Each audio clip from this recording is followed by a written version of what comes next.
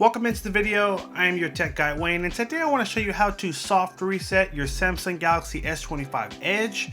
Now this will help if your touchscreen starts glitching or is not working properly. If you're having any issues with your screen or your phone is just acting really weird, your apps are crashing, try this trick. It should help to just restart the software, and it should fix usually any small internal software issues. So what you're going to do is hold down on the power button and the volume down button. You're going to keep holding it until the screen goes totally dim, just like this. Power, volume down, we're going to hold them together. 1, 2, 3, hold.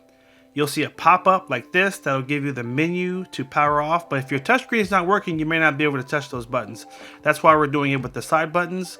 Now as soon as the screen goes black, let go of the buttons and give your phone anywhere from 5 seconds to about 30 seconds for it to shut off. It's just going to shut the software down and restart it. That's it. And usually if you have an issue with an app or a software glitch, this will usually get you out of that loop. Should fix it.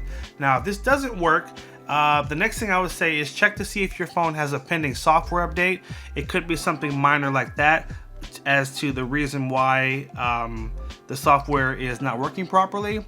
Now if that doesn't work either, the next step I recommend is going to Samsung.com and connecting to their web support, and you can talk to someone directly and you can talk about what issue you're having. But usually this will fix any type of software issues. Now if you have physical damage on your screen, you have a crack, you have a ding in the screen, this is not going to fix that. If you have a physical damage issue, the best thing to do is to go to a local cell phone repair shop and have them diagnose the screen. You can also go to Samsung.com and connect to their web support. Check to see if you have insurance on your phone, and also check to see if there is a certified Samsung repair shop that is near you. If you got value out of this video, make sure you bump that like button down below. If you're not already a subscriber, hit that subscribe button and stay tuned for more videos. Take care, and as always, have a good one.